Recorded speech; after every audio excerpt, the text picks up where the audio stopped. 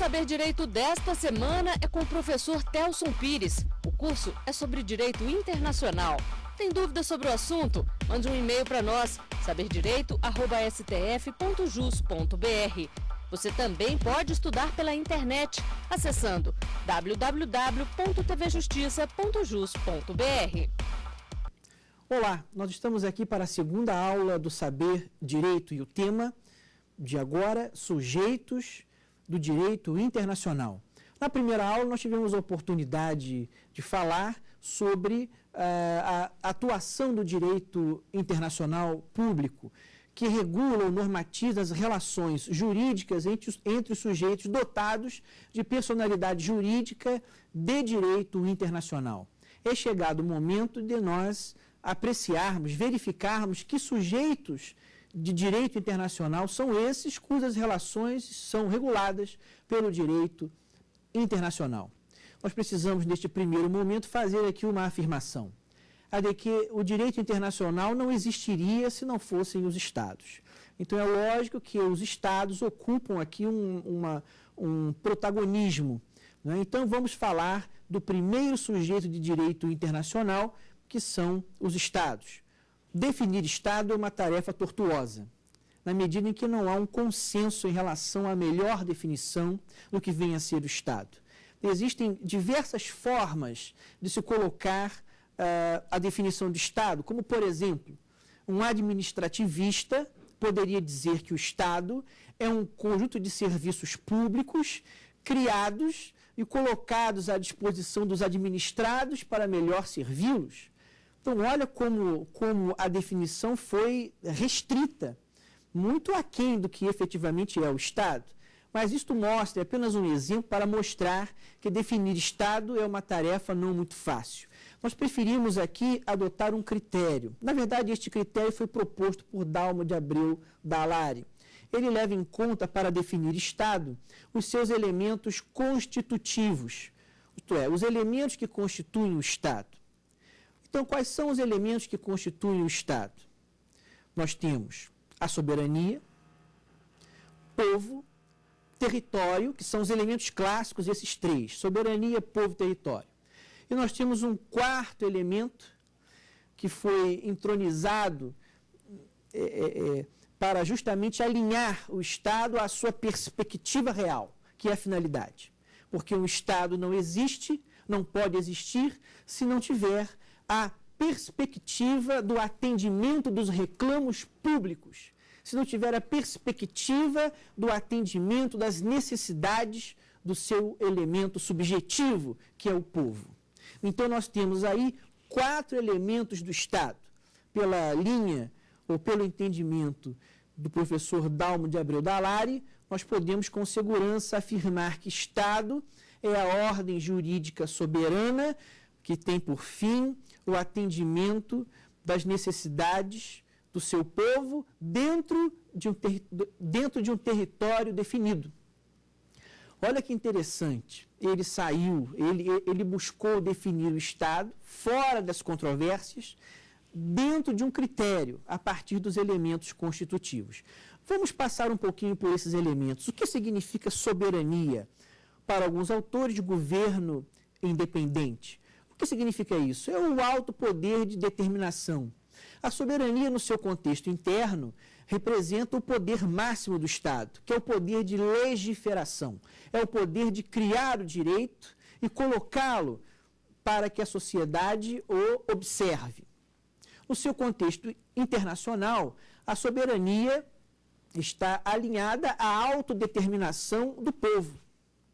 A soberania é o que garante ao Estado, no contexto internacional, a respeitabilidade de sua vontade. Lógico, desde que esta vontade não se caracterize ao arrepio da vontade da maioria dos Estados que integram a ordem jurídica internacional, a sociedade internacional. O segundo elemento do Estado é o povo. O que é o povo? O que é o povo? O povo é o conjunto dos nacionais do Estado.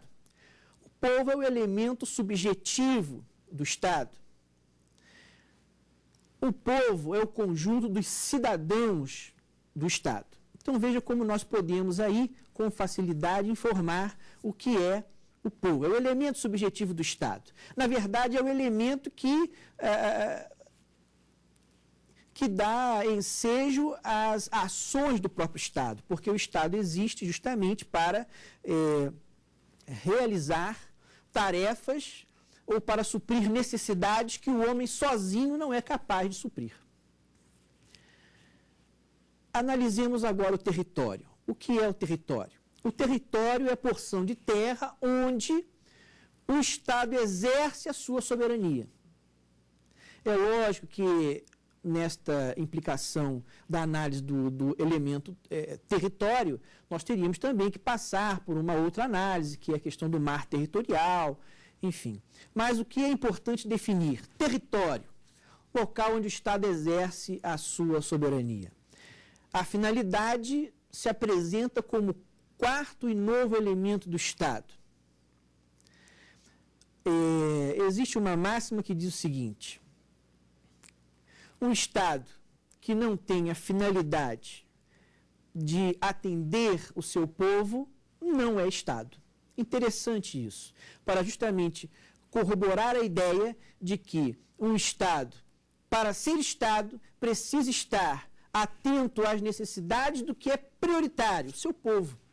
Então, a finalidade do Estado é o atendimento às necessidades públicas. Então, esses são os 4 elementos que caracterizam o Estado. E com base nesses 4 elementos, a definição de Dallaire, informando que Estado é a ordem jurídica soberana que tem por fim o atendimento das necessidades ou dos reclamos do seu povo em determinado espaço territorial.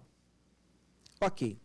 Passemos então agora para a análise das organizações internacionais intergovernamentais, um outro sujeito do direito internacional. O que são essas organizações? Essas organizações internacionais, veja bem, são criadas pelos próprios Estados, como regra. São criadas pela vontade dos Estados, manifesta em texto de tratado internacional. Então, quando se cria uma organização, esta organização já está sendo criada com a perspectiva de atendimento de necessidades dos próprios Estados. Essas organizações internacionais, elas têm personalidade jurídica de direito internacional. E isto confere a elas a prerrogativa de ser alguém no cenário internacional. Podem, por exemplo, celebrar tratado internacional. Sim, uma organização internacional pode, à semelhança do Estado, celebrar um tratado internacional. Então, nós poderemos ter, por exemplo, um tratado internacional celebrado entre o Mercosul, que é uma organização internacional intergovernamental, e uma outra organização internacional intergovernamental, como, por exemplo, a União Europeia. Esse tratado, inclusive, já até existe, o quadro interregional Mercosul-União Europeia, se não me engano. Então, vejam, são 2 organizações internacionais celebrando um tratado internacional.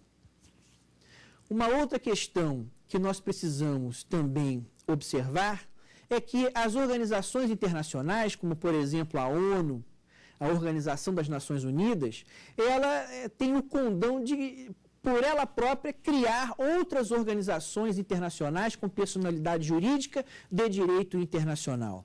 Mas isso não está em desalinho com a perspectiva da manifestação do Estado, até porque a ONU, Organização das Nações Unidas, representa os Estados.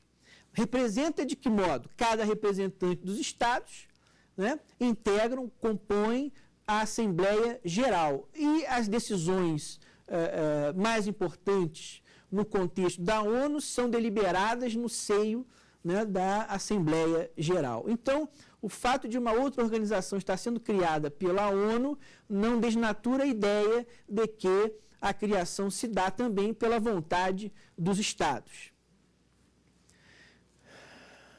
Vamos analisar agora uma outra situação bastante interessante, que é a posição da Santa Sé no cenário internacional.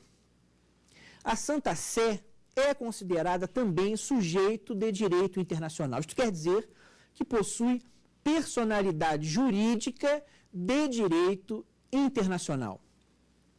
A Santa Sé está posicionada, situada, localizada na cidade do Vaticano.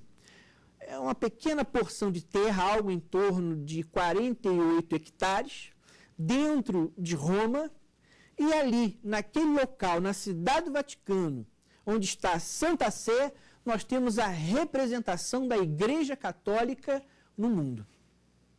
Então, olhem que interessante. A situação da Santa Sé, inclusive, é debatida pelos pesquisadores, pelos doutrinadores, né, se realmente deve ser aceita como um sujeito de direito internacional ou não. Alguns oposicionistas informam o seguinte: ora, se o Estado, para ser Estado, precisa ter uma finalidade, e esta finalidade é o atendimento do seu povo, do seu elemento subjetivo, olha que interessante, a Santa Sé, que deve ter aí em torno de uns 1.000 habitantes, né? A Santa Sé, ela não tem esta perspectiva. A perspectiva dela é o atendimento dos interesses da Igreja ou dos católicos no mundo. A Santa Sé não tem exército. A segurança da Santa Sé é tratada diretamente pela Itália, por Roma. Né? Então veja que há uma situação totalmente diferenciada em relação à Santa Sé. Mas nós temos que trabalhar com fatos. Qual é o fato? Santa Sé, tem personalidade jurídica de direito internacional, portanto, pode celebrar tratado internacional. E o tratado internacional do qual faça parte a Santa Sé recebe até uma nomenclatura diferenciada. Esta nomenclatura se chama concordata. Então, os tratados internacionais celebrados pela Santa Sé recebem o nome de concordata. Uma outra situação bastante interessante em relação à Santa Sé é que o chefe de Estado é o Papa. E o Papa, como líder religioso, quando visita outros estados, ele o faz não na figura de um líder religioso, mas sim como chefe de Estado, gozando, portanto, da chamada imunidade de jurisdição ou imunidade diplomática. E isto significa o quê? Que o ordenamento jurídico desses países, ou seja, ou do país que o Papa esteja visitando, não afeta, não traz nenhum conteúdo normativo que obrigue este chefe de Estado. Então, a imunidade diplomática garante também o Papa em suas visitas pelo mundo. Então, eu acho que esses elementos... Outra coisa, a Santa Sé também tem representação diplomática em quase todos os países. O nome que se dá, Nunciatura Apostólica, salvo engano. Então, vejam que a própria Santa Sé, ela tem representação diplomática. Então, são fatos que, no conjunto, nos dão a certeza de que, independentemente das críticas, Santa Sé é também equiparada a Estado e, portanto, sujeito do direito internacional. Gostaria de ouvir agora a primeira pergunta de nossa aula de hoje. Uma ONG que possui atuação internacional pode ser considerada sujeito de direito internacional?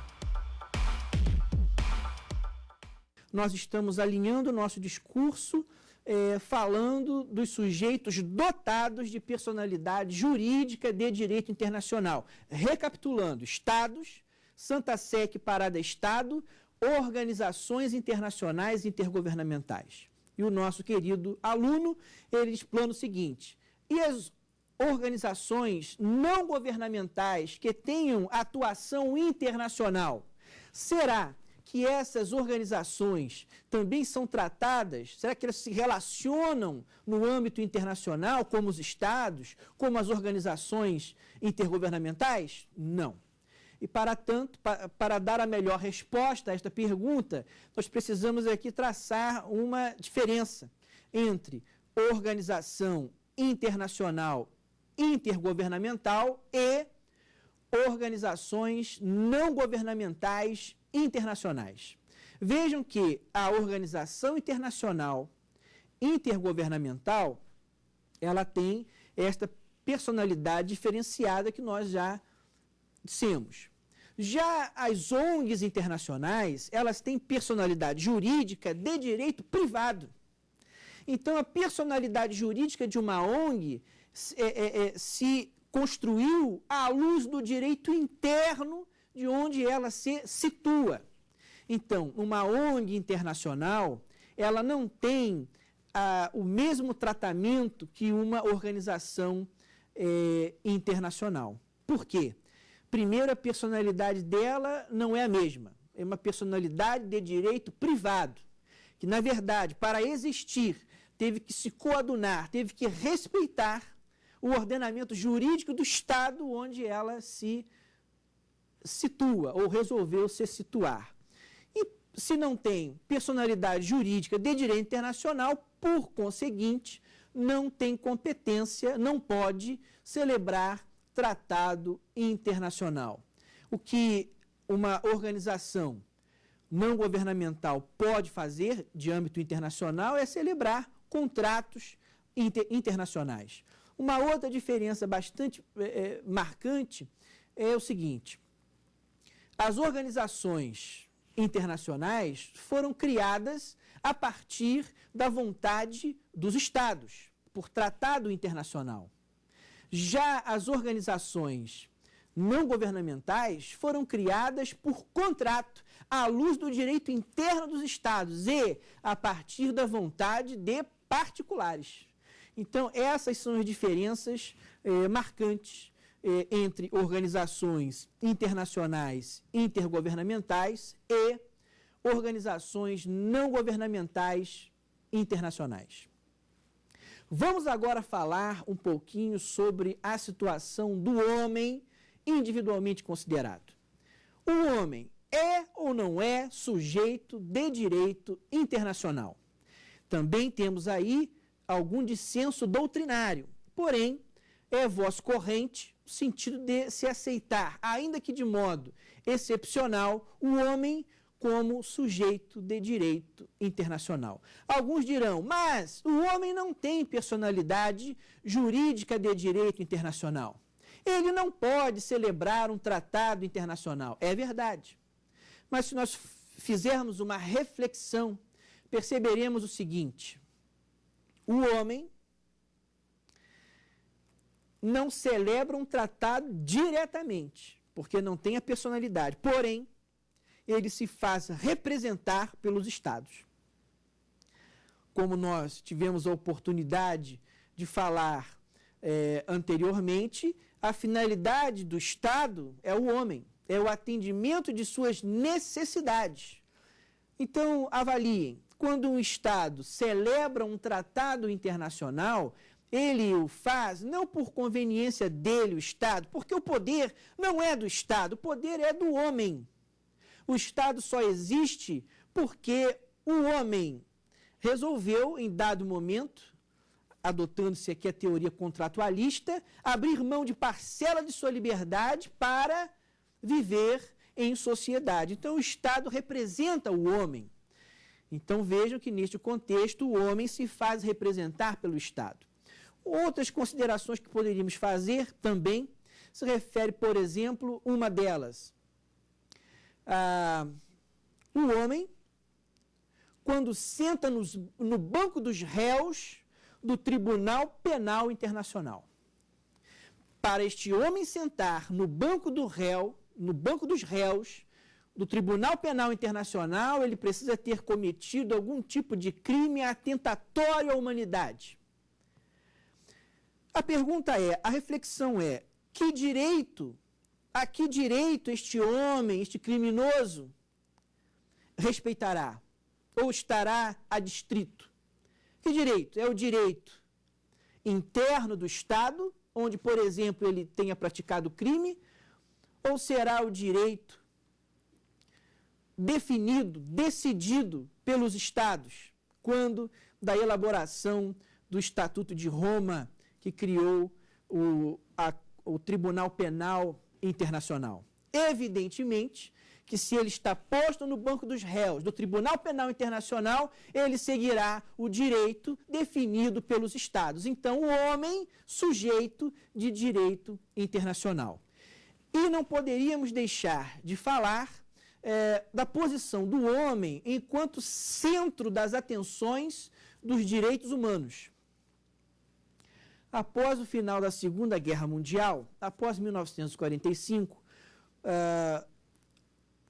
criou-se a ONU, a Organização das Nações Unidas, e com a perspectiva de manutenção da paz, garantia dos direitos humanos, efetividade desses direitos humanos, em 1948 nós tivemos a Declaração Universal dos Direitos do Homem. Eu chamo a atenção para o pós-1948. Depois de 1948, nós tivemos um chamado fenômeno, o fenômeno da transnacionalização dos direitos humanos. Porque outras centenas de tratados internacionais protetivos dos direitos do homem foram sendo celebrados pelos Estados, mais ou menos seguindo a seguinte lógica. 1948, a Declaração Universal definiu os direitos como regra, eles foram alinhados no seu gênero, e os tratados que se desdobraram posteriormente foram sendo mais específicos no que toca à tutela efetiva de direitos. Tratados que versam sobre tratado que versa sobre a proteção da mulher, das crianças, dos idosos, enfim, uma série de outros tratados neste fenômeno que nós entendemos como transnacionalização dos direitos do homem, porque transcenderam a fronteira do Estado para justamente ocuparem um protagonismo na sociedade internacional, e é este protagonismo na sociedade internacional que confere ao sujeito homem também esta perspectiva de sujeito do direito internacional. Então vamos rapidamente recapitular. Nós estamos falando nesta aula sobre os sujeitos do direito internacional. Que sujeitos são esses? São sujeitos cujas relações são reguladas ou normatizadas pelo direito internacional público. Nós estamos falando dos Estados, da Santa Sé equiparada a Estado, das organizações internacionais intergovernamentais e agora, nesta última colocação, também fazendo referência ao homem, apesar de não ter, conforme dissemos, a personalidade jurídica diferenciada. Ainda em relação às organizações internacionais intergovernamentais, é importante que se faça aqui uma reflexão. No nosso passado, digo, no surgimento da sociedade, se concebeu o seguinte: a formação do Estado para justamente suprir necessidades coletivas, né? Para suprir necessidades individuais que, somadas, culminavam em necessidades coletivas. O que é que nós estamos observando neste contexto da sociedade internacional atual? Que os Estados estão se unindo, os Estados estão buscando a cooperação, estão se unindo cada vez mais para justamente suprir necessidades individuais que, no conjunto, se tornam coletivas. Neste particular, nós temos, por exemplo, o surgimento dos blocos econômicos regionais. Qual a perspectiva de um bloco econômico regional? A união de Estados objetivando o elastecimento de suas fronteiras comerciais. Veja, não estou informando que o bloco tenha esta percepção única, mas a primeira percepção, a percepção mais importante no contexto da formação de um bloco, justamente porque estamos também vivendo o capitalismo, é o elastecimento de fronteiras para que os produtos, para que os serviços possam circular livremente nos estados que integram esses blocos econômicos. Então, os blocos econômicos congregam uma vontade de Estados. E se nós formos observar, essa vontade dos Estados também manifestada na vontade interna dos particulares dentro de uma perspectiva capitalista.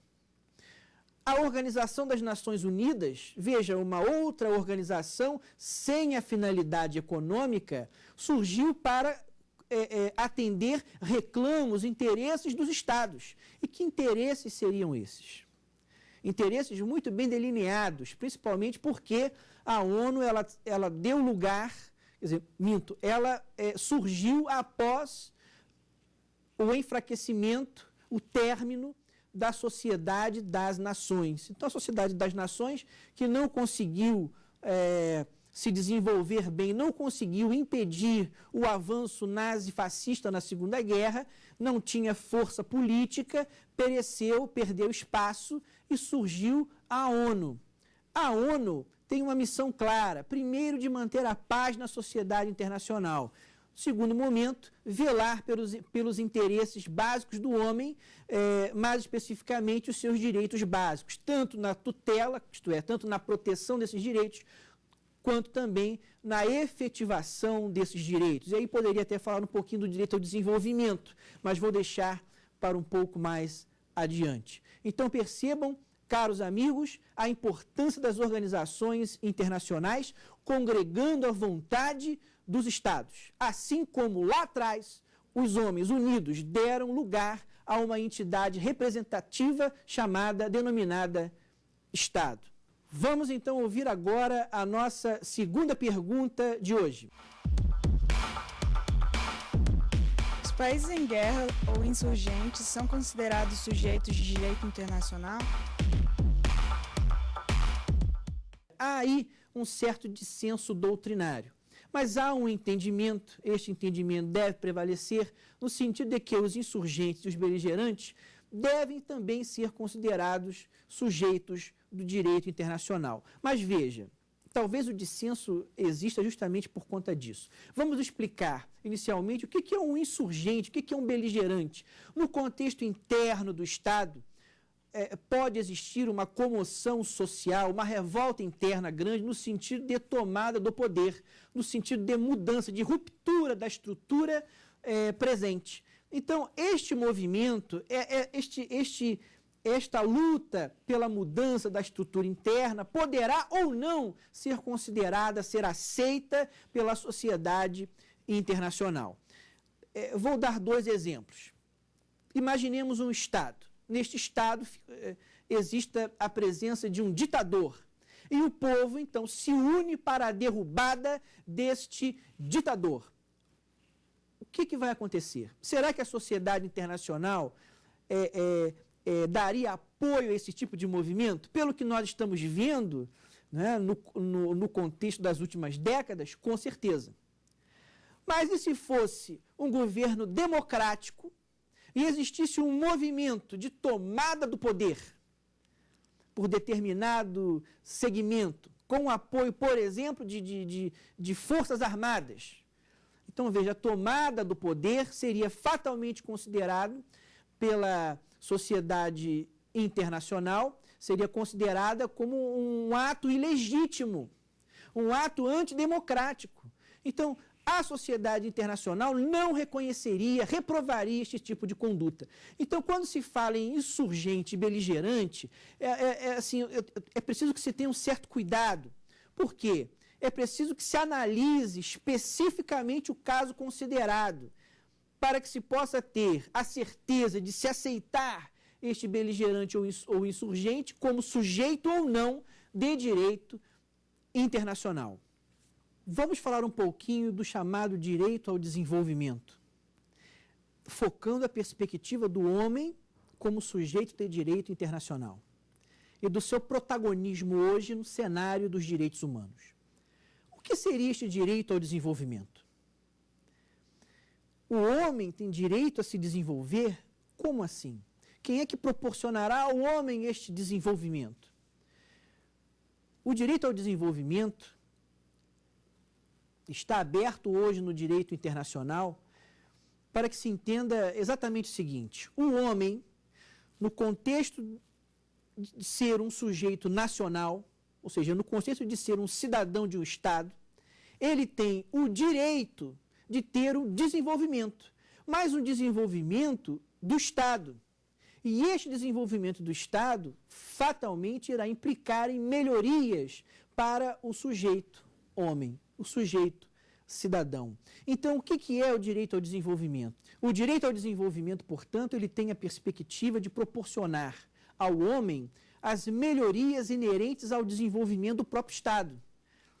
O direito ao desenvolvimento está atrelado ao desenvolvimento econômico do Estado que proporcionará a ele transformar esse desenvolvimento, este fortalecimento da economia em resultados efetivos para o indivíduo, para o cidadão do seu Estado. Então, veja, quando um Estado consegue atingir certo patamar de desenvolvimento, ele consegue melhor investir em serviços públicos, ele consegue, de uma forma mais constante, investir em melhorias sociais. Então, o direito ao desenvolvimento é algo que precisa ser alcançado pelo Estado, o desenvolvimento econômico, para que o homem possa se beneficiar deste tipo de melhoria, de desenvolvimento, justamente partindo-se daquela premissa que nós já observamos de que o Estado só existe em função, em razão do homem.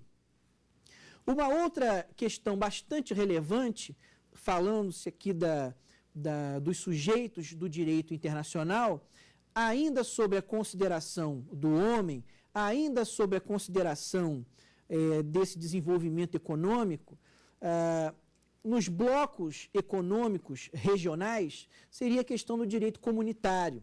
O que é o direito comunitário? É uma outra figura também bastante interessante hoje no direito internacional. O direito comunitário pode ser entendido como um desenvolvimento do direito internacional público, porque o direito internacional público ele está atrelado ao ordenamento jurídico do Estado. Ele está atrelado ao ordenamento constitucional do Estado. O direito comunitário surgiu a partir do desenvolvimento do bloco econômico europeu, da União Europeia, porque o direito comunitário coloca o direito internacional, colocam os tratados internacionais acima do direito interno dos Estados, não sendo necessário, portanto, aquele processo de aprovação interna. A partir do momento que o Estado se manifesta de modo efetivo no sentido da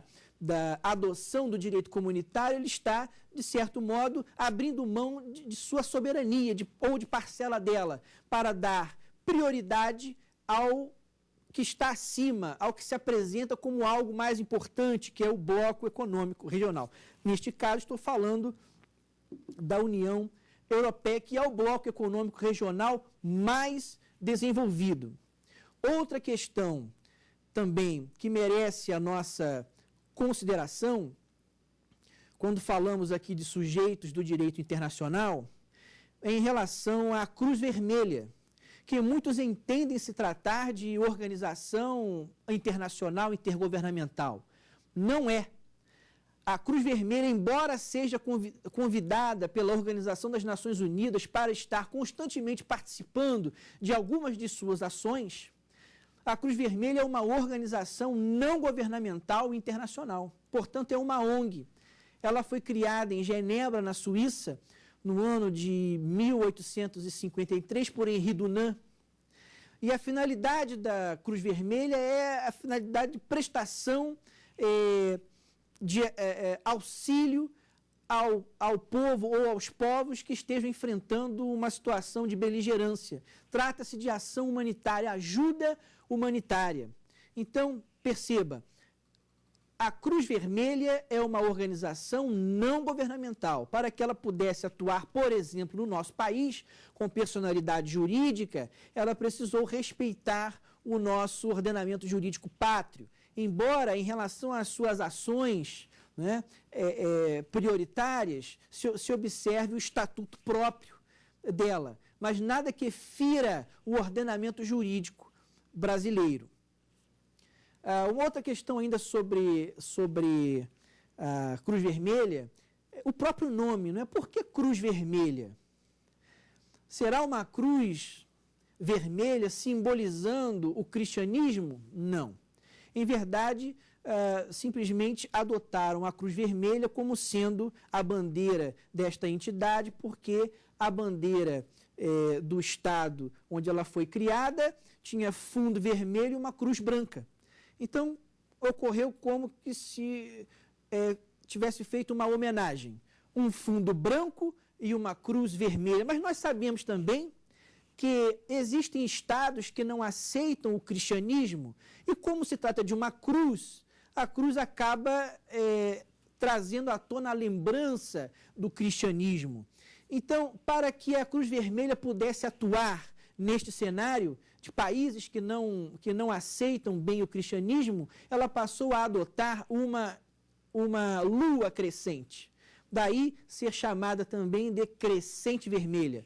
Um pano branco, um fundo branco e uma lua crescente vermelha. Então, a Cruz Vermelha tem uma situação de protagonismo hoje na sociedade internacional, estando presente nos principais ou em quase todos os cenários de beligerância, quando convocados, chamados pela Organização das Nações Unidas. Vamos agora observar a nossa terceira pergunta de hoje. A Cruz Vermelha é considerada uma organização internacional? Acabamos de falar da Cruz Vermelha. Vamos falar um pouquinho mais dessa atuação nobre da Cruz Vermelha, vez que ela caminha lado a lado com a perspectiva dos direitos humanos, que nós estamos falando aqui desde a primeira aula. Então, o que são os direitos humanos? São os direitos protetivos das necessidades básicas do homem. Veja, eu não estou falando de direitos pontuados, eu estou falando de todos os direitos que possam garantir o desenvolvimento pleno deste ente humano. Na nossa história, nós observamos muitas lutas, e uma que foi simbólica é o chamado liberalismo, onde os homens lutaram pela liberdade. Veja que esta liberdade, em dado momento, foi alcançada. Mas a liberdade por si só, ela não foi capaz de proporcionar ao homem a dignidade merecida. Muito mais que a liberdade, é preciso conquistar. Então, quando se fala em direitos humanos, nós estamos atrelando esta gama de direitos ao que se chama de dignidade da pessoa humana, ao que se pretende que é a dignidade do homem. Então, todos os direitos que proporcionam este desdobramento de suas potencialidades humanas precisam estar considerados. É como se a dignidade da pessoa humana fosse um guarda-chuva e abaixo deste princípio maior estivessem princípios outros, como, por exemplo, o princípio da liberdade, o princípio da igualdade, o princípio do devido processo legal, que garante justiça nos casos concretos. Então, vejam, dignidade da pessoa humana, abaixo todos os outros princípios, para garantir o desenvolvimento das potencialidades humanas. E a Cruz Vermelha? A Cruz Vermelha, ela atua no cenário do direito humanitário. Porque nós sabemos que quando o Estado entra em guerra com outro Estado, quem acaba sofrendo sobremaneira é o povo. O povo acaba sofrendo todas as consequências de uma guerra, falta de alimento, falta de estrutura, falta de segurança, falta de medicamento, enfim. E o Estado, muitas das vezes, está tão envolvido com o cenário de guerra, com as despesas de guerra, que deixa à própria sorte o seu povo. É aí que entra a ação humanitária da Cruz Vermelha, levando doações, veja bem, doações do mundo inteiro, de alimentos, de roupas, de medicamentos. E o Estado que está beligerando precisa aquecer, ele não pode impedir a ação humanitária da Cruz Vermelha. A Cruz Vermelha, então, ela desempenha um papel relevante no cenário internacional, sendo convocada sempre pela ONU para atuar com o que ela melhor faz, que é a ação humanitária. Respondendo à pergunta do nosso querido aluno, a Cruz Vermelha é uma organização não governamental internacional. Portanto, ela não é dotada de personalidade jurídica de direito internacional. Ela possui apenas personalidade jurídica de direito interno. Portanto, ela está alinhada, ou melhor, ela está atrelada ao direito interno do Estado. Ela é uma ONG que tem uma atuação no cenário internacional, mas não é considerada sujeito de direito internacional na perspectiva dos outros entes que nós estamos estudando até o presente momento. Estou falando dos Estados, da Santa Sé, equiparada a Estado, estou falando das organizações internacionais intergovernamentais. E falamos também, de modo excepcional, do homem, com as devidas explicações. E falamos, com base numa pergunta anterior, dos insurgentes e dos beligerantes. Situações excepcionais dentro de um Estado que levam a uma situação tal que a representatividade internacional daquele Estado se vê abalada. E a sociedade internacional precisa, então, reconhecer ou não aquela situação que surge dos insurgentes e dos beligerantes. Se reconhece o movimento, se reconhece ele como legítimo, alçado, né, ou respeitando os direitos de liberdade, respeitando a democracia, respeitando os direitos humanos, ou não, se for, como dissemos, um movimento cuja perspectiva, cuja finalidade seja a tomada do poder ou a derrubada de um poder democraticamente constituído. Muito bem, vamos aqui voltar a falar de um sujeito capital, o Estado. Quando nós avaliamos todos os sujeitos de direito internacional, acho que fica muito claro, a partir desta análise, que o Estado é o sujeito capital, justamente porque ele está presente nas principais negociações, nos principais tratados, ele é sujeito de direito internacional atuante. As organizações internacionais intergovernamentais surgem basicamente a partir da vontade dos Estados. A Santa Sé equipara-se a um Estado. Então vejam que há um certo protagonismo do Estado enquanto sujeito de direito internacional. Veja, protagonismo do Estado porque detentor da personalidade jurídica de direito internacional. Porque se nós formos considerar também o homem, veja, talvez numa reflexão mais afinada, mais apurada, este homem seja o grande protagonista do direito internacional como do próprio direito. Por quê? O homem criou o Estado só existe para dar cabo às necessidades básicas, às necessidades prementes do ser homem.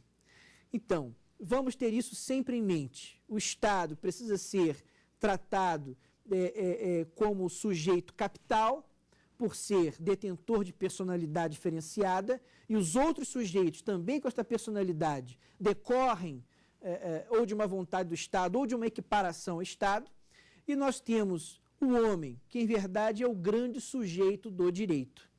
Né? Todos os fenômenos jurídicos gravitam sobre uma única verdade. O homem é a razão de tudo. Então, vejam, o direito internacional, quando se propõe a normatizar, a regular as relações entre os sujeitos dotados de personalidade jurídica de direito internacional, ele, em verdade, o faz numa perspectiva muito maior, às vezes não alcançada por uma análise superficial. Quando o Estado é levado a celebrar um tratado internacional de cooperação militar, quando é levado a celebrar um tratado de estipulação de normas a serem respeitadas por outros Estados, quando o Estado é levado a participar de um bloco econômico regional, ele o faz também numa perspectiva de atendimento da economia estatal, da economia do particular, porque o modelo é capitalista. Então, perceba-se que, quando se fala em sujeito de direito internacional, nós precisamos ter um foco. O foco é o Estado. Então, estudar o Estado, ter um bom alinho da teoria geral do Estado é relevante. E estar também capacitado para uma análise dos direitos humanos, dos direitos vitais do homem, para fazer este cotejo entre Estado e homem, nisso que é muito necessário, porque a história evoluiu, num momento se desejou o Estado afastado, status negativos libertatis, isto é, negativar o Estado, deixá-lo afastado para que a garantia da liberdade do homem se visse perfeita, né? Mas se percebeu que este não era o caminho. Então, passou-se a entender que o Estado deveria estar presente, muito presente. Passamos para o chamado status positivus libertatis. O Estado, para garantir a liberdade do indivíduo homem, ele precisa não só respeitar as liberdades, mas ele precisa também atuar em prol desta necessidade do homem. De que modo? Oferecendo serviços públicos adequados, oferecendo proteção, oferecendo saúde, enfim, tudo isso que vai garantir ao indivíduo homem o desenvolvimento de suas potencialidades. Se nós pudéssemos sair deste estúdio agora e caminhássemos pela cidade de Brasília, ao observarmos pedintes, pessoas que talvez ainda estejam dormindo, cobertas por jornais, por panos velhos e sujos, e disséssemos a estas pessoas assim: levante-se, homem, levante-se, mulher, porque você é livre, comemore sua liberdade. Veja, de que adianta a liberdade para este ser, se lhe falta todo o resto para viver condignamente?